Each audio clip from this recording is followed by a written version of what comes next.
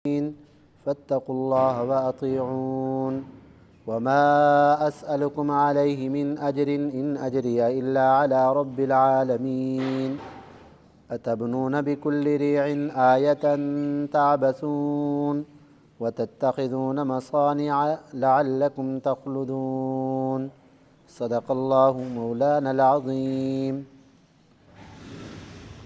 سورۃ الشعراء آیت نمبر 123 سے لے کر 129 تک۔ پچھلی آیات کے اندر اور پچھلے رکوع کے اندر حضرت نوح علیہ السلام کا واقعہ اللہ تعالیٰ نے ذکر فرمایا ہے، اور اس رکوع کے اندر اللہ رب العزت نے حضرت ہود علیہ السلام اور ان کی قوم کا واقعہ بیان فرمایا۔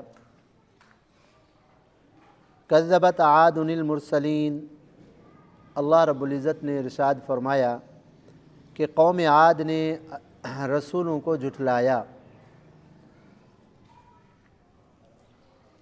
حضرت ہود علیہ السلام اس قوم کے پاس نبی بن کر آئے، اللہ تعالیٰ نے انہیں نبی بنا کر بھیجا۔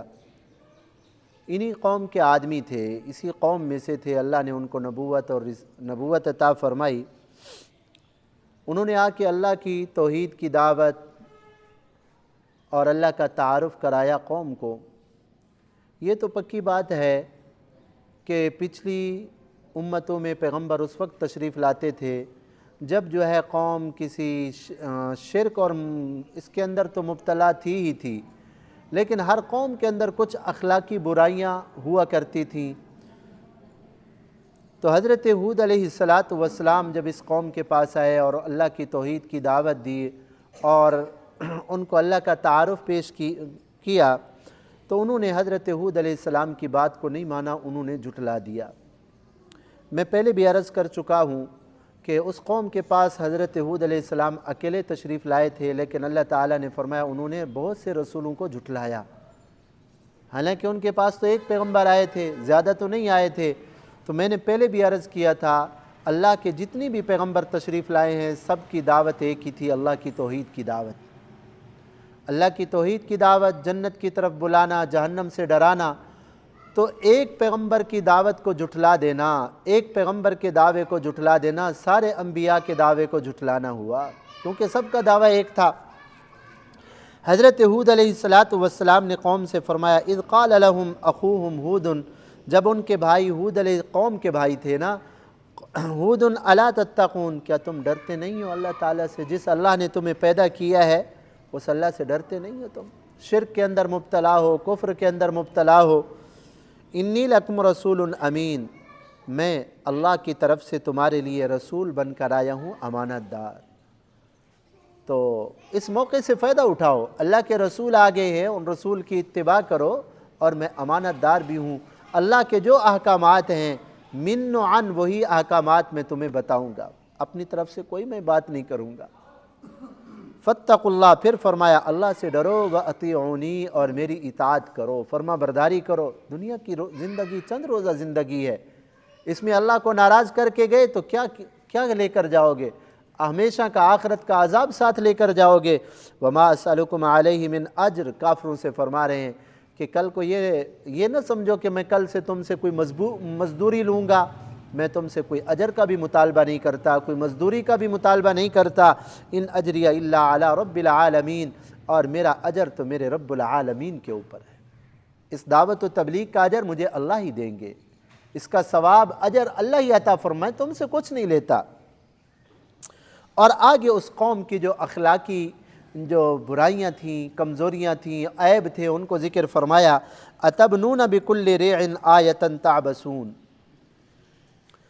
کیا تم ہر اونچی جگہ کے اوپر کھیل کود کے لیے تم عمارتیں بناتے ہو؟ وتتخذون مصانع لعلکم تخلدون، تم ایسی جگہیں بناتے ہو، ایسے محل بناتے ہو، کیا تم نے ہمیشہ رہنا ہے؟ اس قوم کے اندر یہ بیماری تھی کہ اللہ نے ان کو قوم عاد کو بڑی طاقت دی تھی، اللہ نے جسمانی اعتبار سے بھی طاقت تھی اور مالی اعتبار سے بھی اللہ نے ان کو فراوانی عطا فرمائی، بڑا ان کا دبدبا تھا، بڑا ان کا رعب تھا، اور یہ قوم جو ہے نا ترکستان تک، ہندوستان تک لوگ ان سے ڈرتے تھے۔ بڑا مال بھی اللہ نے بہت دیا تھا، دولت بھی بہت تھی، اور پھر عمریں بھی بڑی تھیں، زندگیاں بھی اللہ نے بڑی بڑی دی تھیں، اور مال و دولت بھی دیا تھا۔ لیکن بجائے اس کے کہ اس مال و دولت کو اللہ کے راضی کرنے میں خرچ کرتے، انہوں نے فضول چیزوں کے اندر اپنی دولت کو ضائع کرنا شروع کر دیا۔ کیا کرتے تھے؟ اتبنون بکل ریع آیا، بڑے بڑے ٹیلوں کے اوپر، پہاڑوں کے اوپر بڑے بڑے محل بناتے۔ ایک نے ایک محل بنایا، دوسرے نے کہا میں اس سے بڑھ کر بناؤں گا۔ ایک دوسرے کی حرص حسد کے اندر ایک دوسرے سے بڑھ کر عمارتیں فضول خرچی کے طور پہ بنایا کرتے، اس کا کوئی مصرف بھی نہیں ہوتا ایسے فضول میں، تاکہ ہماری واہ واہ ہو، جی واہ واہ اس نے جی بڑی عمارت بنائی۔ پہاڑوں کو کھود کھود کر یہ بناتے تھے، اور اس دور کی 40 منزلہ عمارت حضرت عثمان رضی اللہ تعالیٰ عنہ کے دور تک اس کے نشانات رہے ہیں۔ قوم عاد کتنا پہلے گزری ہے، یعنی اتنا مضبوط عمارتیں بناتے تھے۔ اہرام مصر آج تک ان کے کھنڈرات کچھ تو صحیح سالم ہیں، کچھ موجود ہیں، کچھ عمارتیں کھڑی بھی ہوئی ہیں۔ آج تک جو ہے نا ان کے نشانات، ایسی مضبوط عمارتیں کھڑی ہوئی ہیں۔ ہارون رشید کے دور کے اندر نا انہوں نے ارادہ کیا بھئی یہ فضول عمارتیں ان کو توڑا جائے، تو انہوں نے اندازہ لگایا اس کے توڑنے کے اوپر کتنا خرچ آئے گا، تو جتنا بنانے کے اوپر خرچ آیا اس سے ڈبل، اس سے زیادہ توڑنے کے اوپر خرچ آتا تھا، انہوں نے چھوڑ دیا۔ ایسے فضول عمارتیں بنایا کرتے تھے، تو اللہ تعالیٰ نے اس کی مذمت فرمائی ہے کہ تم فضول عمارتیں کیوں بناتے ہو؟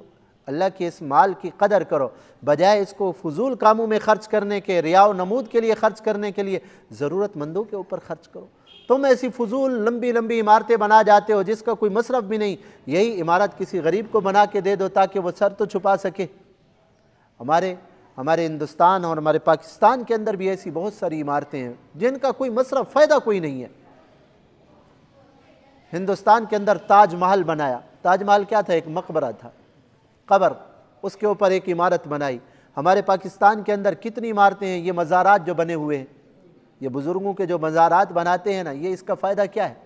بھائی گھر اس لیے بنایا جاتا ہے، عمارت اس لیے بنائی جاتی ہے تاکہ آدمی سردی گرمی سے بچے، تو میت کو کسی سردی گرمی سے بچنے کی ہے ضرورت؟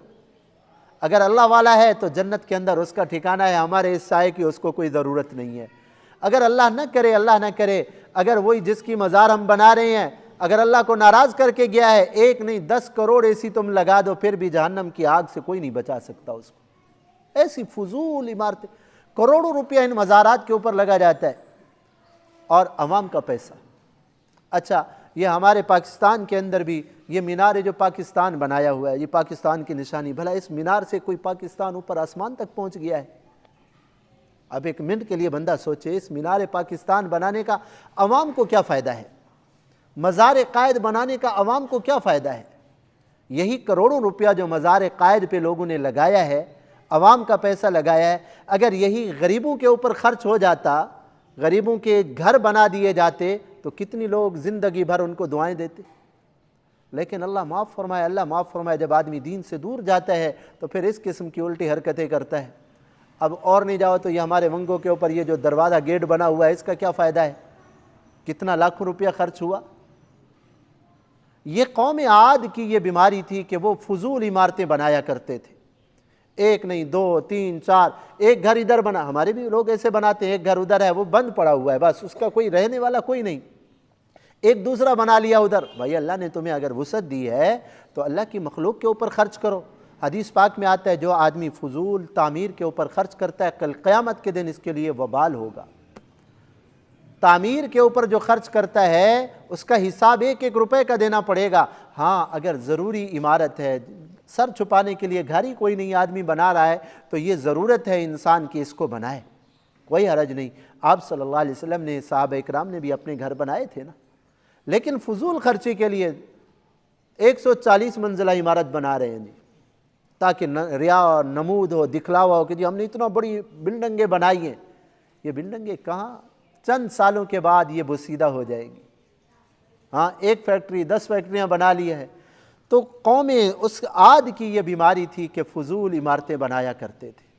تو حضرت ہود علیہ السلام نے ان کو تنبیہ کی کہ تبنون بکل ریع آیا، تم ہر جو ہے نا بلند جگہ کے اوپر تم ایک نشانی بناتے ہو کھیل کود کے لیے، اور ایسے محل بناتے ہو، کیا تم نے ہمیشہ رہنا ہے اس میں؟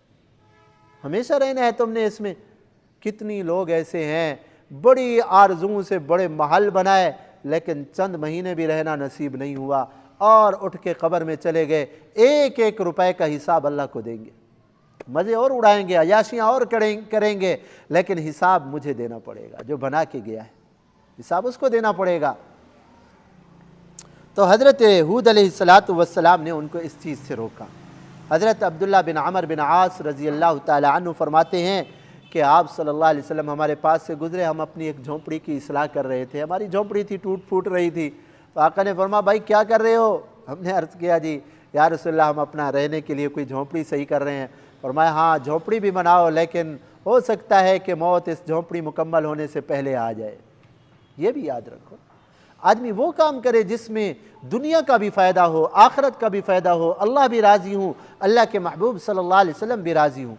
آپ صلی اللہ علیہ وسلم نے حدیث پاک میں آتا ہے کہ بڑی بڑی عمارتوں کو آپ صلی اللہ علیہ وسلم نے قیامت کی نشانی بتلائی۔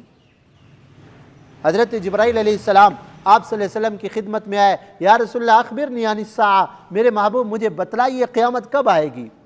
آپ صلی اللہ علیہ وسلم نے فرمایا بھائی قیامت کا علم تو اللہ نے اپنے پاس رکھا ہے، کون سے وقت کو آئے گی، کون سی تاریخ کو آئے گی؟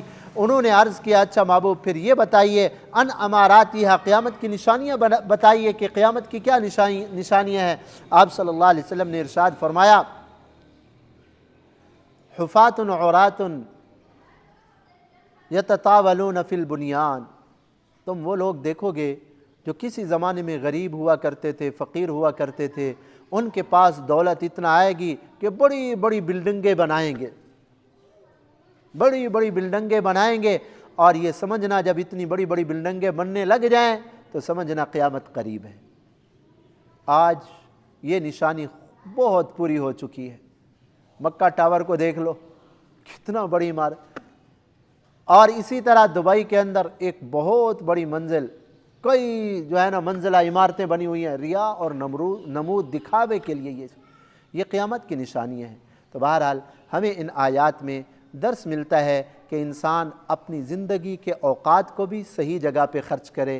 اللہ نے مال و دولت دیا ہے تو اس کو بھی صحیح جگہ کے اوپر خرچ کرے، بجائے فضول خرچی کرنے کے اللہ کی مخلوق کے اوپر خرچ کر کے جائے گا، ان کا جو ہے نا سر چھپانے کے لیے ان کو گھر بنا کے دے گا تو یہ صدقہ جاریہ ہوگا۔ غریبوں کا گھر بنا دینا یہ صدقہ جاریہ ہے ضرورت کے تحت، بجائے اس کے کہ ہماری ہی چیزیں بڑھتی جائیں، ہمارا دولت بڑھتی جائے، ہمارے بنگلے بڑھتے جائیں، ہماری جو ہے نا دکانیں اور گاڑیاں بڑھتی جائیں۔ ہاں اللہ نے جو ضرورت ہے ضرورت کی حد تک رکھیں، کوئی حرج نہیں، لیکن ضرورت سے جو زائد ہے وہ اپنے آخرت کے بینک میں جمع کرانا چاہیے۔ اللہ تعالی ہم سب کو توفیق نصیب فرمائے۔ الحمدللہ۔